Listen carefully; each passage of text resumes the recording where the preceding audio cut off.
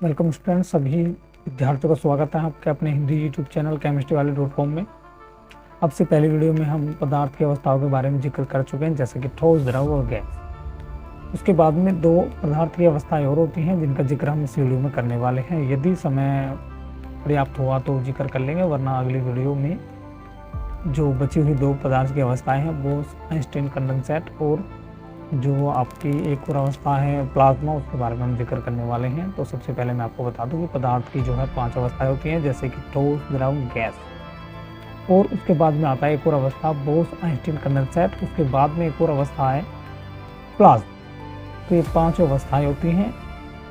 उसके बाद आप यहाँ पे देख सकते हैं, मैंने एक वीडियो में जो इंट्रोडक्शन ये लगाया हुआ है एक इमेज, जिसमें आपको बता रखा है कि ठोस के जो कण हैं वो पास पास होते हैं, जैसे कि मैं पहले वीडियो में भी आपको बता चुका हूँ। उसके बाद द्रव में जो पदार्थ के कण हैं वो ठोस के मुकाबले काफ़ी कम पास पास होते हैं, मतलब इनके बीच में खाली स्थान होता है। और गैस के जो कण हैं उनके बीच में काफ़ी खाली स्थान होता है, ठोस द्रव से भी ज़्यादा। आप किसी भी गैस को कहीं पे ला करके छोड़ दो तो पूरे में फैल जाएगी, क्योंकि उनके बीच में जो कण है उनके बीच में बहुत ही रिक्त स्थान ना के बराबर होता है, जैसा कि आप नीचे इमेज में भी देख सकते हैं। यहाँ पे आपको दिखाया गया है कि किस तरह से हम इसे अच्छे से समझ सकते हैं। पहला ये ठोस का दिया गया है, ठोस में बिल्कुल भी रिक्त स्थान नहीं है कणों के बीच में।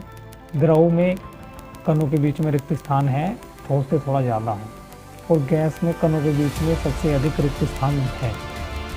तो इससे हम पता कर सकते हैं या बता सकते हैं कि जो ठोस है उसके कणों के मध्य रिक्त स्थान बहुत ही कम होता है, ना के बराबर। द्रव में रिक्त स्थान ठोस के मुकाबले थोड़ा ज़्यादा होता है और गैस में रिक्त स्थान बिल्कुल नहीं होता कणों के बीच। इस तरह से हम यहाँ पे बता सकते हैं। उसके बाद हमने आपको डेफिनेशन दे रखी है, वो भी दो डेफिनेशन। आपको इसी भी एक अच्छे से पढ़ सकते हैं, दोनों काफ़ी अच्छी डेफिनेशन है, लैंग्वेज सरल ली गई है। तो सबसे पहले हम ठोस की लैंग्वेज पढ़ने वाले हैं। ठोस अवस्था की जो परिभाषा है, पदार्थ या द्रव्य की वह अवस्था जिसका आकार और आयतन दोनों निश्चित रहते हों, द्रव्य पदार्थ की ठोस अवस्था कहलाती है। अभी आपको मैंने पहली वीडियो में बताया है कि आकार भी निश्चित रहने वाला है ठोसों का और आयतन भी निश्चित रहने वाला है। उसी अवस्था को पदार्थ की हम क्या कहते हैं, ठोस अवस्था कहते हैं। दूसरे शब्दों में भी आप डेफिनेशन को देख सकते हैं। इसमें दूसरी डेफिनेशन में बताया गया है कि पदार्थ की वह अवस्था जिसमें कणों के मध्य अंतराण्विक स्थान कम होता है, मतलब नगण्य होता है, पदार्थ की ठोस अवस्था कहलाती है। अंतराण्विक स्थान का मतलब ये है जो कण होंगे ठोस के, जिनसे मिलकर ठोस बना हुआ है, उनके मध्य रिक्त स्थान बहुत ही कम होगा, ना के बराबर। जैसा कि आप देख सकते हैं यहाँ पे मैंने एक इमेज इंसर्ट की हुई है, उसमें आप देख सकते हैं कि इनमें जो रिक्त स्थान है वो काफ़ी ठोस में कम है, हालांकि है नहीं है, ये मानो आप, है बहुत ही कम। उसके बाद हम एग्जाम्पल देखते हैं। एग्जाम्पल में आप अपने चारों तरफ बहुत सारी चीज़ें आपको दिखाई दे रही होंगी, उनको देख सकते हैं जो ठोस हैं, जैसे कि ईंट, पत्थर, लकड़ी, लोहा, सोना, चांदी, निकल, कोबाल्ट इत्यादि। ये सारी चीज़ें जो ठोस होती हैं आप अपने चारों तरफ देख सकते हैं। उसके बाद यहाँ पे आपको दिखाया गया है एग्जाम्पल विद इमेज। ठोस कठोर होते हैं। आप सभी लोग जानते हैं कि जितनी भी ठोस वस्तुएं होती हैं वो सभी कठोर होती हैं, जैसे कि एग्जाम्पल में ईंट, पत्थर, लोहा, लकड़ी इत्यादि आप ले सकते हैं, सभी कठोर होते हैं। ये इमेज ये दर्शाता है कि इनके मध्य रिक्त स्थान बहुत ही कम होता है कणों के, इसलिए ये क्या होते हैं, ठोस होते हैं। तो आप इस तरह से भी आंसर दे सकते हैं, लिख सकते हैं। उसके बाद में इनके मध्य रिक्त स्थान बहुत ही कम होता है, जो कण होते हैं उनके मध्य रिक्त स्थान बिल्कुल ही ना के बराबर होता है। तो ये भी आप इमेज के थ्रू देख सकते हैं। इमेज यहाँ पे इंसर्ट की गई है कि कणों के मध्य रिक्त स्थान काफ़ी कम है, आप पूरे ध्यान से यहाँ पे देख सकते हैं। उसके बाद में एक अगला जो पॉइंट है वो दिया गया है, ठोसों का आकार और आयतन निश्चित होता है। ये डेफिनेशन में भी था और यहाँ पे भी अलग से पॉइंट बना करके दे दिया गया है, ठोसों का आकार और आयतन निश्चित होता है। उसके बाद नेक्स्ट हम देखते हैं अगला पॉइंट। यहाँ पॉइंट वाइज आपको इसलिए दिया गया है ताकि आपको याद हो जाए सारी चीज़ें। उसके बाद में मैंने एक इमेज इंसर्ट की है जिसमें ईंट आपको दिखाई गई है तो यहाँ पे मैंने जो पॉइंट है वो भी काफ़ी अच्छा लिया है। इसमें बताया गया है ठोसों को दबाया नहीं जा सकता। आप भी जानते हैं ठोसों को आप दबा नहीं सकते, बहुत ही ना के बराबर दबा सकते हैं, ठीक है। तो यहाँ पे यही अच्छा होगा कि ठोसों को दबाया नहीं जा सकता।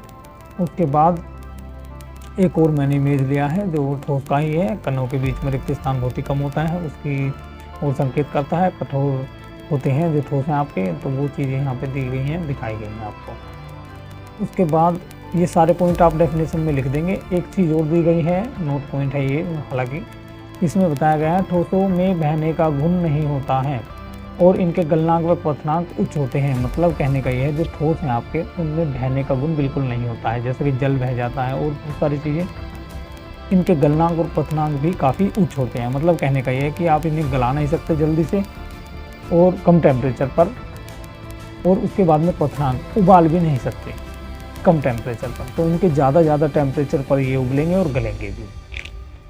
ये चीज़ यहाँ पे मोस्ट इम्पोर्टेंट जो बता दी गई है। आप ये सारे पॉइंट अपनी कॉपी में नोट कर लें और अच्छा होगा कि आप इमेज भी इस तरह की बना लें ताकि आपको समझ में आ जाए और उसको पढ़ने की पूरी कोशिश करें, जिससे कि आपको डेफिनेशन तुरंत के तुरंत याद हो जाए। उसके बाद में हम लिक्विड स्टेट के बारे में बात करने वाले हैं। लिक्विड स्टेट के बारे में, द्रव अवस्था के बारे में, पदार्थ या द्रव्य की वह अवस्था जिसका आकार अनिश्चित व आयतन निश्चित होता हो, द्रव्य की द्रव अवस्था कहलाती है। दूसरे शब्दों में अगर हम बात करें तो पदार्थ की वह अवस्था जिसमें कणों के मध्य अंतराण्विक स्थान ठोसों की अपेक्षा थोड़ा अधिक होता हो, द्रव्य की द्रव अवस्था कहलाती है। यही जो पहले हमने अब से पहली वीडियो बनाई है या फिर हमने अभी आपको बताया था, उस बिल्कुल वही डेफिनेशन यहाँ पे हमने दे दी है ताकि आपको बहुत अच्छे से समझ में आ सके। तो आप दोनों डेफिनेशन को लिख सकते हैं, बहुत अच्छी डेफिनेशन है, लैंग्वेज काफ़ी सरल प्रयोग की गई है।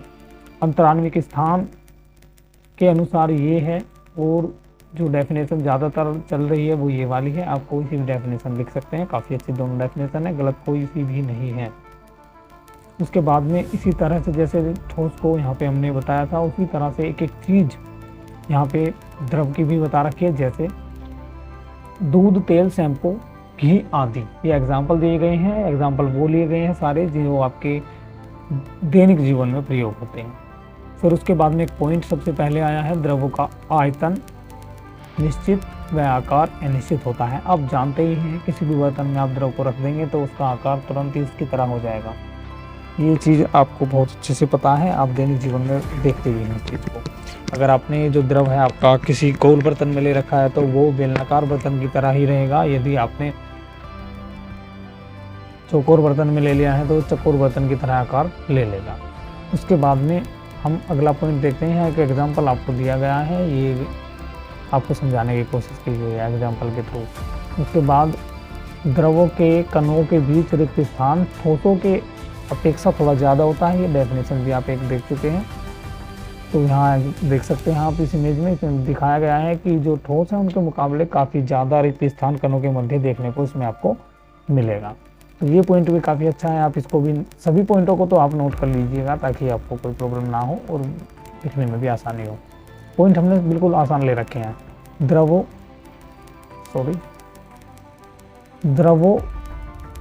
को ठोसों की अपेक्षा थोड़ा ज़्यादा दबाया जा सकता है। जो द्रव है उसको आप थोड़ा ज़्यादा दबा सकते हैं ठोस के मुकाबले, परंतु ठोस को आप बहुत ही ना के बराबर दबा सकते हैं। ये लो। उसके बाद यहाँ एक और एग्जांपल के लिए हमने एक इमेज इंसर्ट कर रखा है। जल का ये द्रव है, बस इस पर्पज से यहाँ पे एक इमेज इंसर्ट कर रखा है। उसके बाद द्रवों में बहने का गुण पाया जाता है। आप सभी लोग जानते हैं द्रवों के अंदर बहने का गुण पाया जाता है। इनके गलनांक व क्वथनांक ठोस की अपेक्षा थोड़ा कम होते हैं। एक एग्जांपल और आपको दे रखा है यहाँ पे, ये चित्र वाला, इससे हम देख सकते हैं कि रिक्त स्थान है तो ठोसों में गलनांक और क्वथनांक थोड़ा कम होते होंगे। उसके बाद में ठोसों के मुकाबले थोड़ा कम होते हैं। उसके बाद गैस अवस्था की हम बात करने वाले हैं। गैस अवस्था आप सभी लोग जानते हैं, लेकिन बस ये है कि डेफिनेशंस वगैरह और एग्जाम्पल वगैरह आप किस तरह से लिखेंगे ये वही सब है। आप बिल्कुल इस तरह से लिख देंगे, बिल्कुल भी पेपर में कोई प्रॉब्लम नहीं होने वाली और बहुत अच्छा दिखेगा। गैस अवस्था, गैस स्टेट, पदार्थ या द्रव्य की वह अवस्था जिसका आकार व आयतन दोनों क्या होते हैं, अनिश्चित होते हैं या रहते हैं। हो द्रव्य की गैस अवस्था कहलाती है। दूसरे शब्दों में जो अंतराण्विक स्थान के जो डेफिनेशन है उसके अनुसार देखते हैं, पदार्थ की वह अवस्था जिसमें पदार्थ के कणों के मध्य अंतराण्विक स्थान बहुत ज्यादा रहता है द्रव्य की गैस अवस्था कहलाती है। जैसे एग्जाम्पल 4, जैसे हाइड्रोजन, नाइट्रोजन, ऑक्सीजन, हवा, एलपीजी इत्यादि। ये जो एग्जाम्पल हैं आपके गैस के एग्जाम्पल दिए गए हैं, नाइट्रोजन, ऑक्सीजन, ये सब आप यहाँ पे एग्जाम्पल में ले सकते हैं, क्योंकि केमिस्ट्री पढ़ रहे हो तो केमिस्ट्री वाले वर्ड भी आने बहुत ही अनिवार्य हो जाते हैं। उसके बाद में हमने यहाँ पे एक पॉइंट लिया है, ये पॉइंट बना बना करके आप अपनी कॉपी में नोट कर लेंगे, और जब भी आप एग्जाम में लिखेंगे तो पॉइंट बना करके ही आपको यहाँ पे ये सारी चीज़ें लिखनी है। गैसों का आकार व आयतन दोनों नए निश्चित होते हैं, ये हम पहले ही डेफिनेशन में भी पढ़ चुके हैं, और ये आपको पॉइंट भी बनाना है। गैसों के यहाँ पे हमने कुछ इमेज इंसर्ट किए हुए हैं, वो आप पूरे ध्यान से देख लेंगे, चित्र बनाने की कोई ज़रूरत नहीं है। उसके बाद में गैसों के कणों के मध्य रिक्त स्थान काफ़ी अधिक होता है, जिससे ये सभी संभव दिशाओं में निरंतर गति करते रहते हैं। जो कण है वो उनके बीच में रिक्त स्थान काफ़ी कम होता है, जिसकी वजह से जो कण है वो निरंतर गतिशील रहते हैं या गति करते रहते हैं। गैस आपने देखी ही होगी, ऑक्सीजन जो आपके चारों तरफ है आप देख सकते हैं, उसके कण निरंतर चारों दिशाओं में गति करते रहते हैं, इसमें कोई दोहराई वाली बात नहीं है। उसके बाद गैसों को ठोसों द्रवों की तुलना में अधिक दबाया जा सकता है। आप एक बैलून लीजिएगा, बैलून में आप मुंह से फूंक भर दीजिएगा, फूंक का मतलब गैस ही तो है। जब आप उसमें हवा भर देंगे तो उसके बाद आप उसको काफ़ी दबा सकते हैं, इससे ही आपको पता लग जाएगा कि आप गैसों को काफ़ी अधिक दबा सकते हैं। ओके, सभी इस प्रयोग को कर सकते हैं अपने घर पे, इसमें कोई भी हानि नहीं होगी किसी तरह की। तो उसके बाद में इनका गलनांक व क्वथनांक बहुत ही कम होते हैं, जो गैसें हैं उनका गलनांक और क्वथनांक काफ़ी कम होता है, ये चीज़ आप सभी लोग भी जानते हैं। गैसों को गलनांक और क्वथनांक काफ़ी कम होता है, आप बहुत ही कम टेम्परेचर पर इनको गला सकते हैं और उबाल सकते हैं। उसके बाद में गैसों का यहाँ पे एक एग्जाम्पल दे दिया है, और एक और पॉइंट है, इसमें बहने का गुण बहुत अधिक पाया जाता है। गैसों में बहने का गुण बहुत अधिक पाया जाता है, आप सभी लोग जानते हैं। अगर किसी जगह पर भी आपने कोई भी गैस मतलब निकाल छोड़ दी है तो आप चारों तरफ फैल जाएगा, बहने का गुण उसमें बहुत अधिक होता है। आप जानते हैं जब अगर किसी ने इत्र लगा रखा है तो वो चारों तरफ गैस के माध्यम से ही तो फैलता है, इत्र के कण, तो ये चारों दिशाओं में फैल जाता है। इसका मतलब क्या है कि इसमें बहने का गुण बहुत ही अधिक होता है। प्लाज्मा, नेक्स्ट हेडिंग जो है प्लाज्मा है, इसके बारे में हम अगली नेक्स्ट वीडियो में जिक्र करेंगे। ये काफ़ी बड़ी वीडियो होगी है, इसीलिए हम इस वीडियो में जिक्र नहीं करने वाले हैं। प्लाज्मा और बोस आइंस्टीन कंडेंसर, इसके लिए एक सेपरेट वीडियो बनाया जाएगा। आशा करते हैं कि ये वीडियो आपको बहुत पसंद आया होगा। वीडियो देखने के लिए आपका बहुत बहुत धन्यवाद। मिलते हैं नेक्स्ट वीडियो में।